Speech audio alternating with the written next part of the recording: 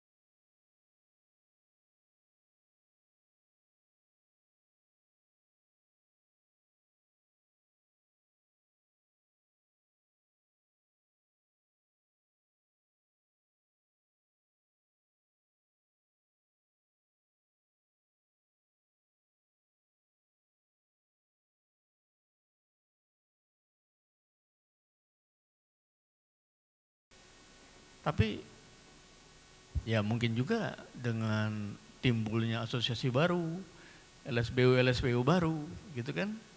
Sehingga kami sering berteriak juga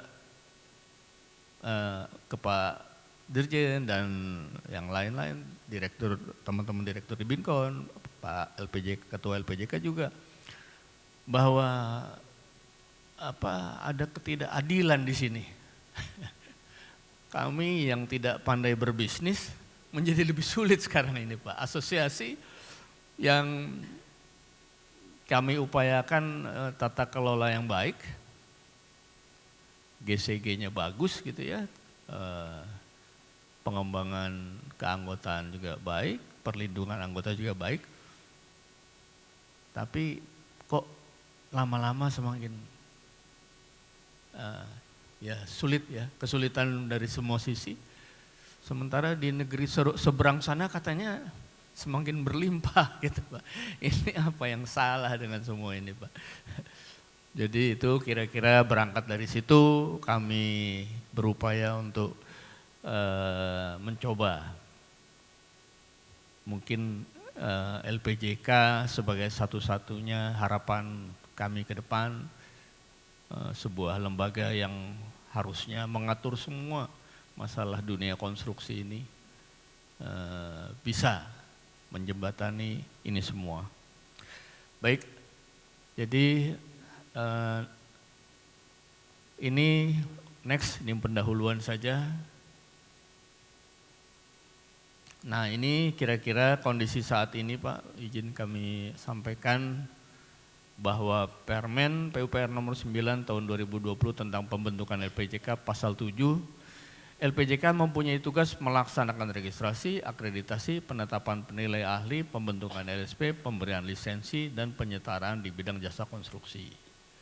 Yang kedua, LPJK secara regulasi memiliki peran sangat strategis karena memiliki fungsi pembinaan terhadap asosiasi. Namun dalam prakteknya peran dan fungsi LPJK belum optimal. Asosiasi berada dalam situasi dilematis. Persaingan antar asosiasi sejenis sudah mencapai tahapan yang sangat tidak sehat. Kondisi ekosistem asosiasi sebagai ujung tombak dalam pembinaan penyedia jasa konstruksi sangat tidak kondusif. Yang ketiga, jika kondisi poin 1 dan 2 dibiarkan, maka akan terjadi degradasi kualitas penyedia jasa konstruksi karena asosiasi tidak memiliki kapasitas untuk melakukan pembinaan terhadap anggotanya, sementara pengawasan dari otoritas terkait tidak efektif. Ini potret besar yang tadi Pak, bahwa apa yang salah dengan regulasi kita? Perasaan regulasi itu untuk memperbaiki semua kondisi, semua mekanisme, proses, tapi ternyata dalam kenyataannya kok kita jadi kesulitan sekarang. Next. Ini ada kami mengutip Michael E. Porter, daya saing suatu negara ditentukan oleh daya saing badan usahanya, bukan oleh kemampuan individu. Karena dalam badan usaha terjadi proses peningkatan nilai tambah yang jauh lebih besar dibanding individu. Yang kedua, pembangunan infrastruktur merupakan komponen penting dalam mewujudkan visi Indonesia Emas 2045, di mana peran badan usaha jasa konstruksi sangat penting. Yang ketiga, pembangunan infrastruktur memiliki risiko yang sangat tinggi, memerlukan keahlian interdisipliner dan kemampuan manajemen yang handal.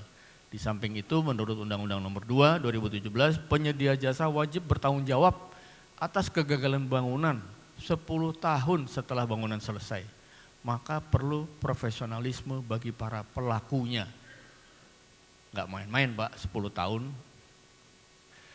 Yang keempat, peran asosiasi badan usaha jasa konstruksi memiliki peran strategis dalam melakukan pembinaan badan usaha yang profesional dan berdaya saing tinggi. Hal ini memerlukan affirmative action dari kebijakan pemerintah melalui pemberdayaan LPJK yang merupakan perwujudan dari peran masyarakat jasa konstruksi. Jadi mohon maaf Pak Dirjen, Pak Ketua LPJK, Bapak Ibu semua, kami sempat diskusi juga dengan teman-teman di Inkindo, kami sempat berpikir juga, apa enggak sebaiknya kami merasakan LPJK yang dulu yang tadi Pak Taufik sampaikan, sangat powerful itu bagus loh Pak. Sertifikasinya ada USBU, ada USTK gitu Pak ya. Cuman sekarang ini kan itu dikeluarkan. Sementara kepengurusan dan operasional LPJK dibiayai APBN. Nah yang sertifikasinya ini diberikan ke masyarakatnya kembali. Nah kami berpikir kenapa enggak semuanya ini lagi seperti dulu dan dibiayai APBN Pak. Jadi sertifikat itu tidak usah ada bisnisnya. Kami ini merasa dulu kami nggak seperti ini gitu ya Pak ya. Tapi kok sekarang jadi seperti ini dengan sertifikat ini menjadi lahan bisnis dan kemudian ya tetap saja ada tadi Pak Taufik sampaikan ada yang tidak benar juga. Ada tadi Pak Dirjen juga sampaikan ada yang tidak kompeten juga gitu kan. Tetap sertifikatnya keluar gitu kan. Next. Ini juga mengutip Thomas Kuhn dalam buku The Structure of Scientific Revolution mengatakan, revolusi ilmu pengetahuan tidak berjalan secara normal, tapi melalui perubahan paradigma atau suatu perubahan landasan berpikir atau konsep berpikir yang sangat berbeda dengan sebelumnya. Ini membuat kami sedikit usulan gitu Pak. Dengan demikian, dalam periode kepengurusan LPJK mendatang perlu dilakukan perubahan paradigma. LPJK sebagai lembaga yang merupakan representasi dari masyarakat jasa konstruksi serta dipilih oleh DPR melalui fit and proper test seharusnya lebih diberdayakan dalam tugas dan fungsinya sehingga memiliki kapasitas dan kewenangan yang efektif dalam melakukan pembinaan terhadap jasa konstruksi pada umumnya dan khususnya terhadap asosiasi badan usaha maupun asosiasi profesi. Hal ini sangat penting karena sesuai Undang-Undang Nomor 2 2017 Pasal 37 Ayat 3, asosiasi badan usaha berkewajiban untuk melakukan pengembangan usaha berkelanjutan bagi anggotanya. Nah ini ada sedikit poin-poin cara perubahan paradigma LPJK. Yang pertama, memperketat pemberian akreditasi terhadap asosiasi, sehingga asosiasi tidak menjadi sekedar entitas bisnis yang mengabaikan tujuan dasar asosiasi sebagaimana diatur dalam Undang-Undang Nomor 2 2017, yaitu untuk melakukan pembinaan berkelanjutan terhadap anggotanya. Kedua, memberikan sanksi tegas, tadi disampaikan juga oleh Pak Taufik dan Pak Dirjen, memberikan sanksi tegas bagi asosiasi terakreditasi yang tidak menjalankan fungsi organisasi yang baik dan tidak melakukan pelayanan, pembinaan, dan perlindungan terhadap anggotanya. Yang ketiga, memberikan penilaian dan merekomendasikan adanya subsidi dana pembinaan bagi asosiasi yang dinilai secara konsisten melakukan pembinaan terhadap anggotanya dan melaksanakan tata kelola organisasi yang baik. Hal ini sesuai dengan ketentuan Undang-Undang Nomor 2 2017 Pasal 78 Ayat 1 yang berbunyi, penyelenggaraan pembinaan sebagaimana dimaksud dalam Pasal 76 dan sub urusan jasa konstruksi yang menjadi kewenangan pemerintah pusat sebagaimana dimaksud dalam Pasal 5 dan Pasal 6 didanai dengan anggaran pendapatan dan belanja negara. Ini tadi yang saya sampaikan ke Pak Dirjen, harusnya di Parpol juga ada dana pembinaan dari pemerintah, harusnya di asosiasi yang baik, yang terakreditasi juga dapat dana APBN sebagai pembinaan dari pemerintah terhadap asosiasi. Ada pasalnya nih Pak Dirjen. Yang keempat, sebagai lembaga yang para pengurusnya diseleksi melalui fit and proper test oleh DPR RI, maka kedudukan, fungsi, dan tugas pokok LPJK perlu ditingkatkan. Sehingga LPJK memiliki wewenang dan tanggung jawab yang lebih besar terhadap pembinaan jasa konstruksi di Indonesia. Ini usulan-usulan kami Pak.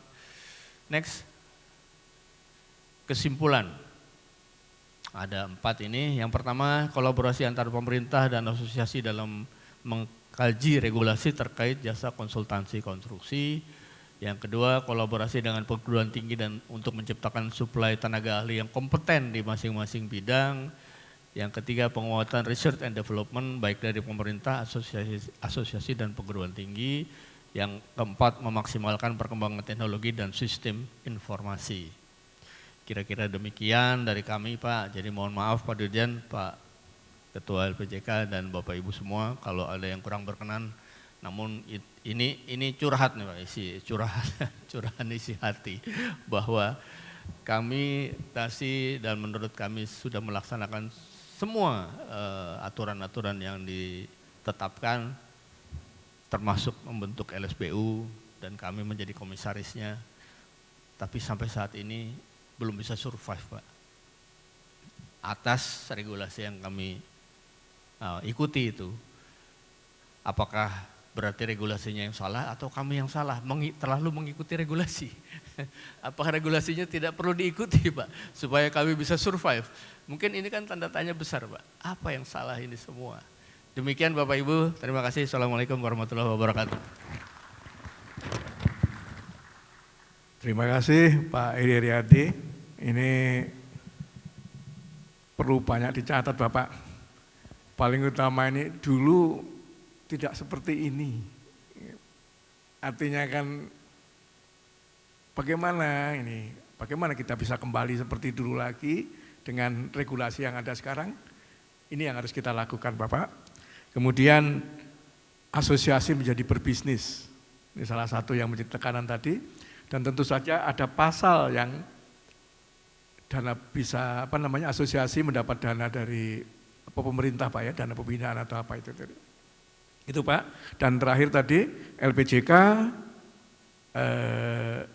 mengatur atau membuat regulasi, menyampaikan kepada menteri untuk menyusun regulasinya itu LPJK Bapak. Jadi tidak hanya sebagai operator, tidak hanya sebagai operator seperti disampaikan Dirjen. Barangkali sedikit masuk ke kesimpulan nanti ini Pak ya.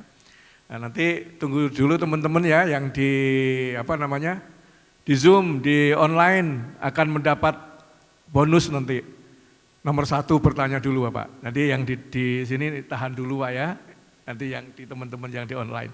Baik, terima kasih. Selanjutnya Pak Firman dari HAMKI bisa menyampaikan Pak bagaimana organisasi sekarang, Bapak semakin sehatkah atau tidak baik-baik saja, silakan disampaikan. Terima kasih. Baik. Terima kasih. Izin saya berdiri. Bismillahirrahmanirrahim. Bapak Ibu sekalian, kami giliran terakhir arahnya memang kami kepada pelaku ya Pak. Jadi asosiasi profesi. Jadi kita sangat dekat dengan profesional dan sebagian besar persoalan itu sebetulnya sudah kita bicarakan baik dengan LPJK maupun Pak dari Inkindo juga ya, masalah-masalah yang tadi bahwa ada ya sebetulnya kalau agak terus terangnya memang ada perbaikan attitude yang harus betul-betul diperhatikan. Kalau kita bicara kompetensi base, ini agak teori sedikit Pak ya, jadi ada di sini, jadi kita akan arahnya di samping kami akan mengarah kepada materi dari pelatihan yang dimana itu memang harus dirubah paradigmanya. Jadi sekali lagi kami akan berbicara atas nama ujung tombak ya, jadi profesi maupun asosiasi profesi. Mudah-mudahan paparan kami bisa menjelaskan, tapi tidak sama dengan yang lainnya. Saya hanya pointer akan banyak bercerita ya Pak. Mudah-mudahan memberikan gambaran. Oke, jadi judul kami adalah kontribusi profesi dalam implementasi kompetensi yang mendukung berkembangnya usaha jasa konstruksi. Jadi agak susah nih mengertinya. Pengertiannya adalah kami, para profesional ini mencoba mengimplementasi kompetensi yang selama ini kita punyai, tetapi di lapangan ternyata banyak hal yang tidak cocok ya dengan katakanlah kompetensi yang selama ini kita punyai. Mengapa begitu? Nanti kita bisa jelaskan. Next. Jadi profesionalitas dan kompetensi. Ini supaya sama Pak ya berpikirnya bahwa di sini kita punya LPJK. Buat kami para pelaku ini bahwa LPJK itu pelayanan, pembinaan, perlindungan ya. Seperti itu. Dan LPJK selama ini saya kira sudah sangat struggle gitu ya Pak. Tapi memang tantangannya yang luar biasa. Kemudian APT dan LSP itu ujung tombak katakanlah barisan pembinaan ya, pelayanan, pembinaan, perlindungan jadi sama, tapi betul-betul kita bersentuhan dengan para profesional ya. Kemudian badan usaha, ya, itu adalah wadahnya para profesional, di mana orientasinya tentu bisnis, Pak, ya, pasti bisnis, ya. Itu nanti akan mempunyai efek, ya, kepada yang semua tadi kita sebut bukan rahasia lagi, ada komersialisasi APT maupun LSP maupun LSPU. Kemudian kita menghadapi 10 tahun terakhir ini dan 5 tahun terakhir kita memang menghadapi keadaan yang di luar kewajaran. Kita sebut saja extraordinary. Ya, jadi ada Undang-Undang Cipta Kerja, reformasi regulasi, OSS, LPJK yang dulunya mengeluarkan, katakanlah ada LPJK, sekarang masuk ke PUPR. Di sana masih ada Ditjen KPK, ada istilah SKKNI, sertifikasi LPJK. Ini sesuatu hal yang tidak mudah, ya Pak, kita terjemahkan di dalam kenyataan implementasinya. Ini betul-betul sebuah, kita katakanlah badai yang luar biasa, kemudian ada pandemi yang kemudian melahirkan new normal. Pandemi ini tidak hanya mengancam atau mengakibatkan personal ya, ada yang tidak beruntung bisa meninggal, kemudian dengan perusahaan juga sama Pak sebetulnya ya.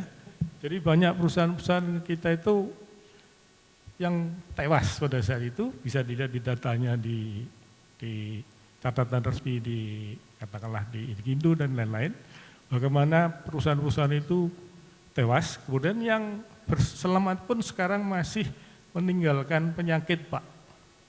Penyakitnya masih ada, yaitu rusaknya cash flow dan lain-lain. Tapi kita semua berusaha untuk tetap hidup.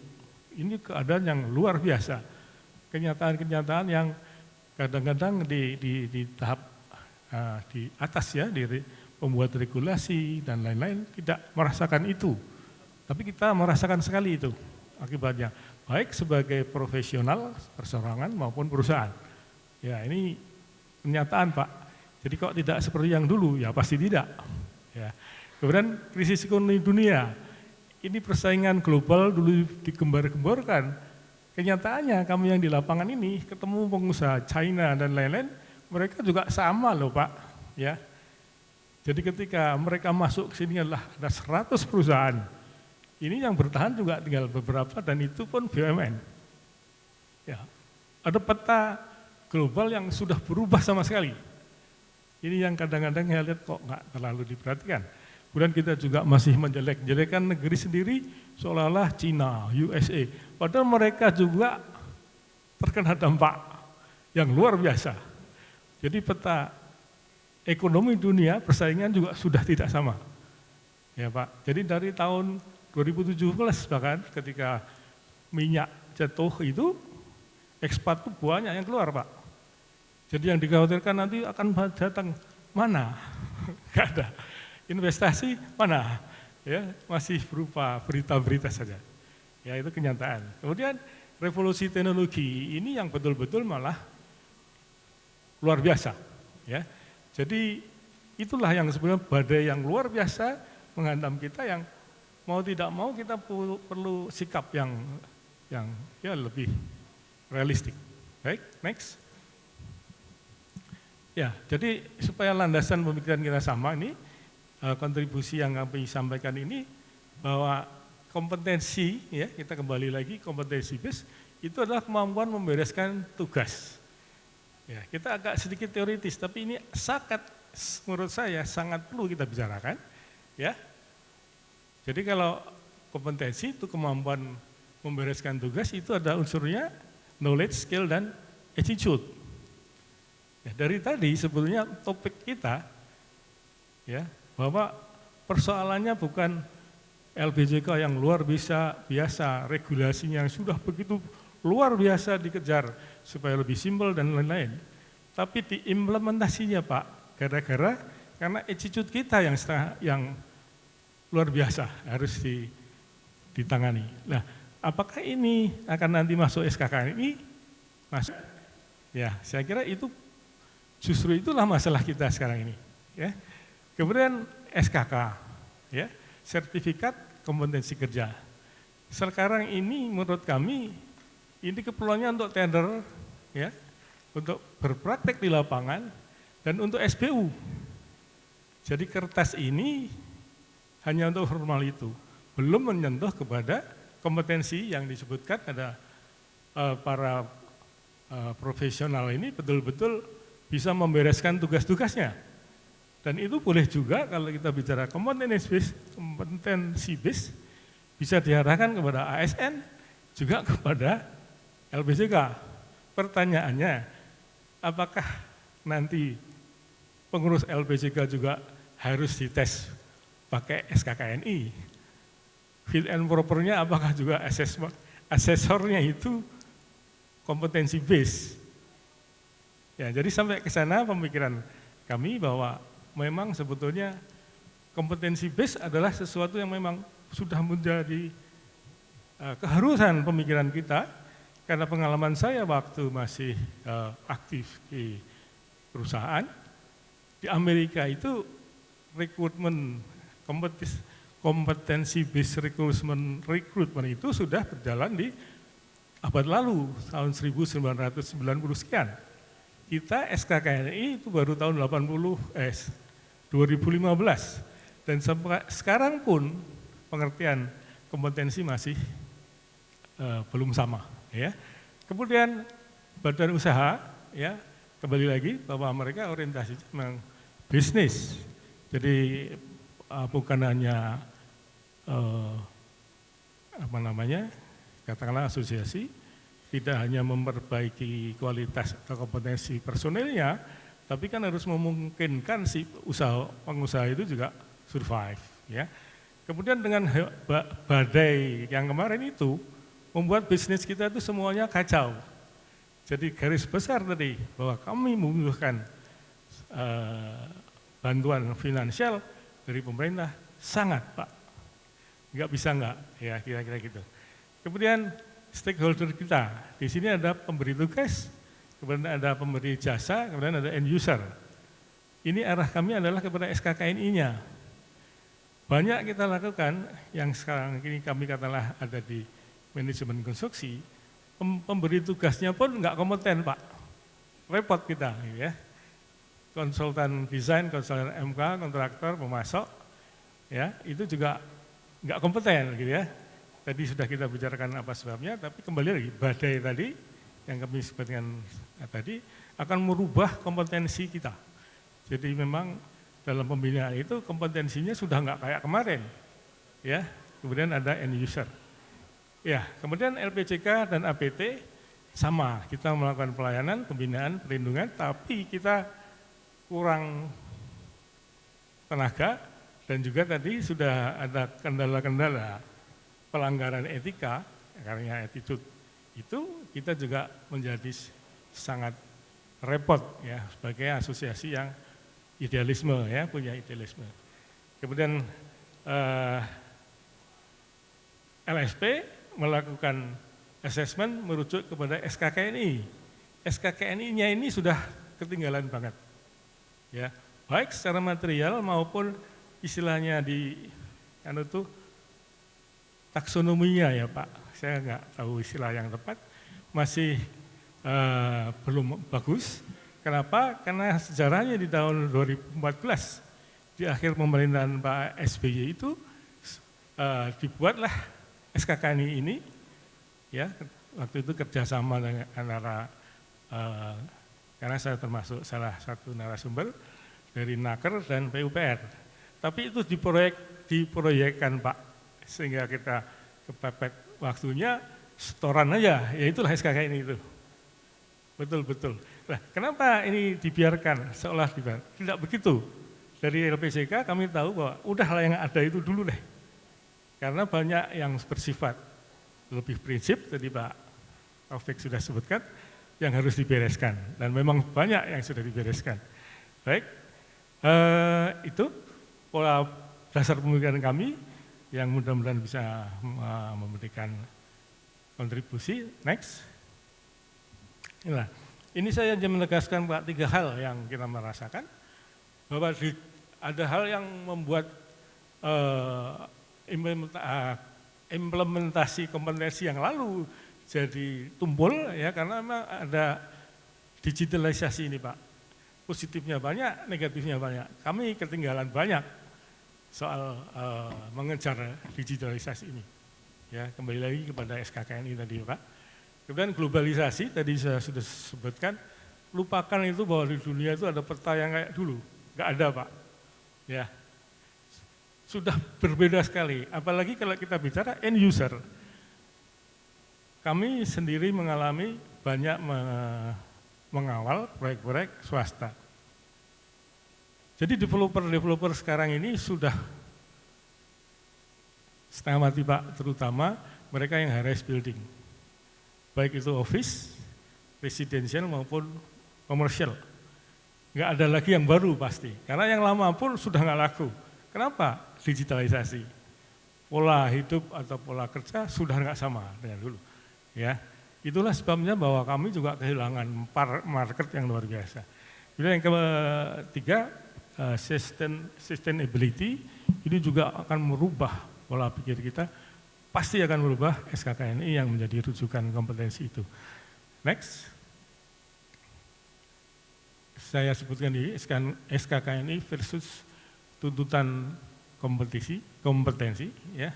Jadi tadi saya sebutkan rujukan kita itu adalah katakanlah di MK itu nomor SKKNI 390 tahun 2015. Sekarang yang terjadi banyak yang kreatif bikin SKKNI yang tentunya tidak dalam kerangka yang bagus terhadap keseluruhan. Saya bilang tadi taksonomi ya Pak, aturan hierarkinya. Ya kira-kira begitu juga dengan nomenklaturnya juga kacau ya. Baik, sebagai contoh BIM adalah teknologi yang luar biasa, sekarang sudah terdaftar menjadi punya SKKNI, dan saya menanyakan kepada mereka, apakah ahli BIM itu ahli? Ya memang menjadi dilema, apakah mereka masuk ke 789 atau hanya sampai ke 6, karena BIM itu adalah alat. Oke, baik. Kemudian tuntutan karena revolusi industri, ya, kemudian updating terhadap SKKN ini adalah sebuah keharusan. IKN dan ini saya agak belok ke IKN Pak, karena di sana kita punya kesempatan beberapa kali meninjau ke sana. Itu adalah sebuah laboratorium yang luar biasa. Jadi arah kami adalah Pak, di sana itu ada lab yang luar biasa, sebuah proyek yang belum pernah ada di dunia ini, kemudian digunakan visioner sekali. Ya, tapi di sana juga tadi Pak, kompetensi peralatan belum dipakai sepenuhnya. Sampai sekarang pun anggaran, karena undang-undangnya menyebutkan sudah harus memakai BIM, ya parsial masih, tapi belum komprehensif. Jadi mungkin ya sebagai usulan, apakah ini tidak bagus untuk bahan, ya, bahan artinya untuk meningkatkan kompetensi kita, karena itu sangat futuristik.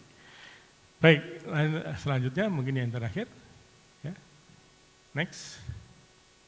Ya, ini agak teoritis Bapak Ibu sekalian. Inilah yang kami punyai dari BNSP. Ya, jadi ada gabungan antara knowledge, skill, dan attitude, di mana sebetulnya knowledge dan skill ini mudah sekali diupdate. Ya. Kemudian attitude ini yang akan sulit, dan kenyataannya kita memang bermasalah di situ. Kemudian di dalam dimensi kompetensi ini ada transfer skill. Disinilah sebuah dimensi yang harus betul-betul diamati, karena transfer skill itu ialah sesuatu sikap yang menyukai perubahan. Kita sekarang relaktan dengan perubahan, ya. Dalam hal ini bisa saya soroti misalnya regulasi sudah bagus, ujungnya di pelaksanaan, di implementasi. Kenapa? Banyak relaktan terhadap teknologi. Kira-kira begitu ya Pak. Kemudian next, ya. Dari tadi penjelasan saya akan lebih gampang sebenarnya kalau kita berpikiran kompetensi agak sistematis ya Pak. Kompetensi itu yang kita lakukan itu implementasinya kan kita lakukan assessment terhadap SSI, Kalau oke diberi SKK. Berarti di situ ada memang kompetensi dan sertifikat. Kemudian bila no atau belum kompetensi, kita ada PKB sampai OK. Jadi kembali lagi ada kunci yang namanya PKB yang kita bicarakan dari tadi. Ya. Kemudian kalau kita rubah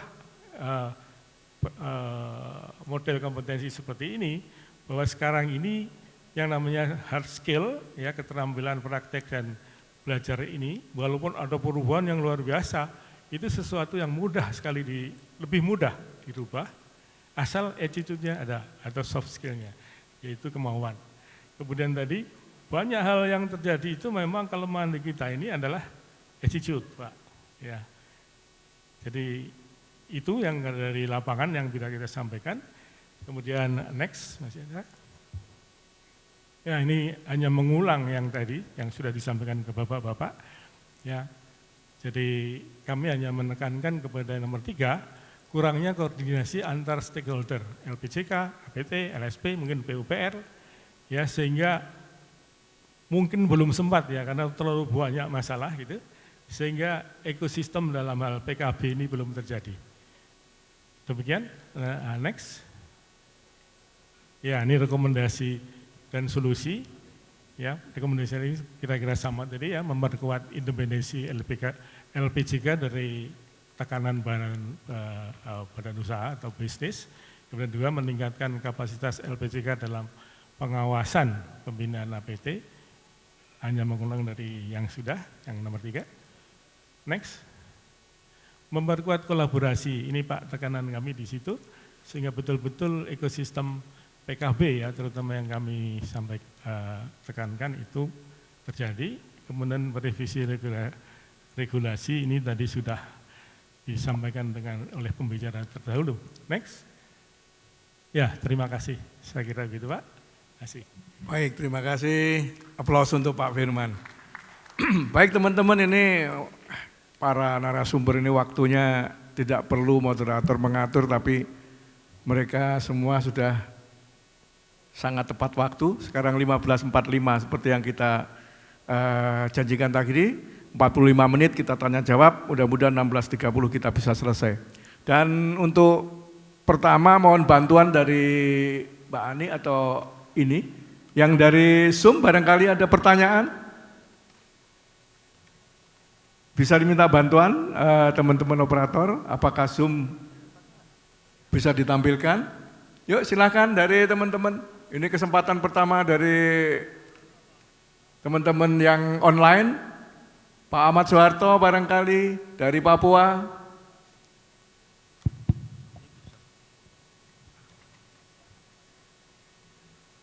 Oke.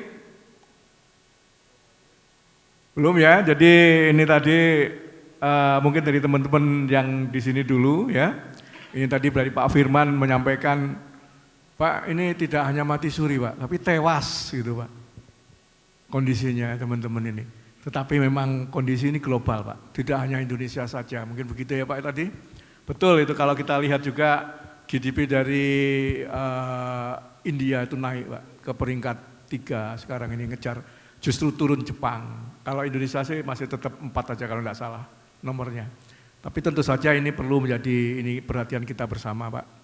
Yang kedua tadi SKKNI Pak, ini ketinggalan zaman. Ini pelaku sejarahnya Pak Firman. Mungkin nanti ini Pak Dirjen untuk SKKNI, barangkali bisa kita ini kan. Sambil menunggu teman-teman siapa dari pihak kiri yang bertanya, wah sudah banyak sekali nih. Oke baik, Pak Nunus, kemudian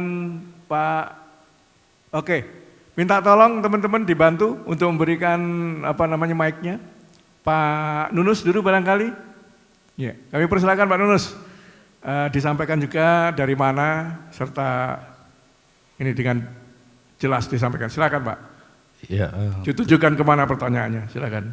Terima kasih. Nunus Perkindo, sahabat Inkindo ini. Ya, jadi terima kasih sudah diundang untuk hadir di acara ini.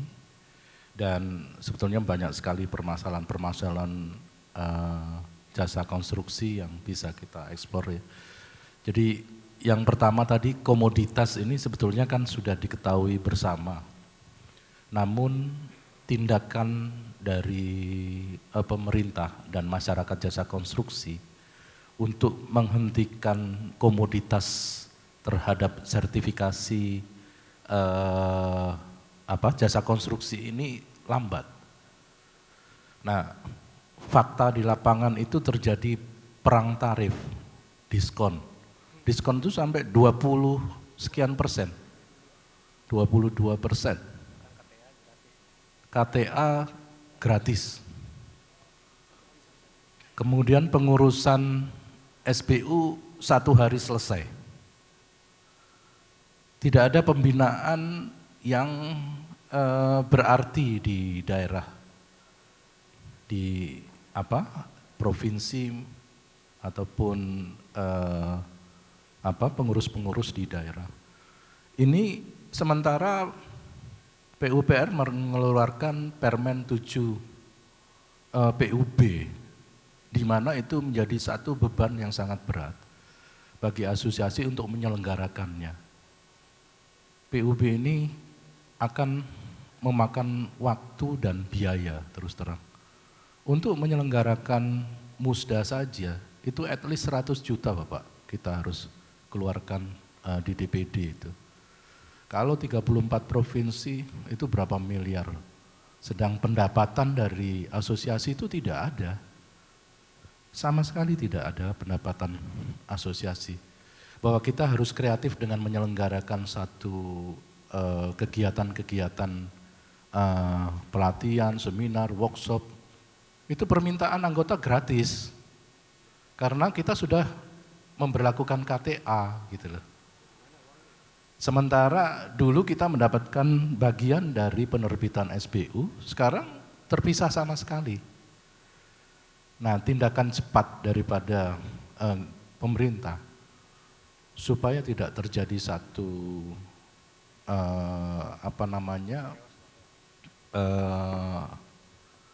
persaingan tidak sehat di lapangan, ini diperlukan Bapak. Jadi high cost untuk melaksanakan proses-proses bisnis di jasa konstruksi dan regulasi yang terlalu strict sehingga pelaku ini yang kecil itu tidak mampu lagi untuk menahan beban ini. 95% anggota kami adalah pengusaha kecil. Sebelumnya mereka fine ya hidup dengan apa adanya lah. Tidak dengan standar yang tinggi yang diberlakukan untuk kualifikasi menengah dan besar. Kalau ini diterapkan untuk pengusaha kecil, bahwa mereka harus memenuhi SKK, kemudian syarat-syarat SPU seperti besar dan menengah, itu tidak cocok.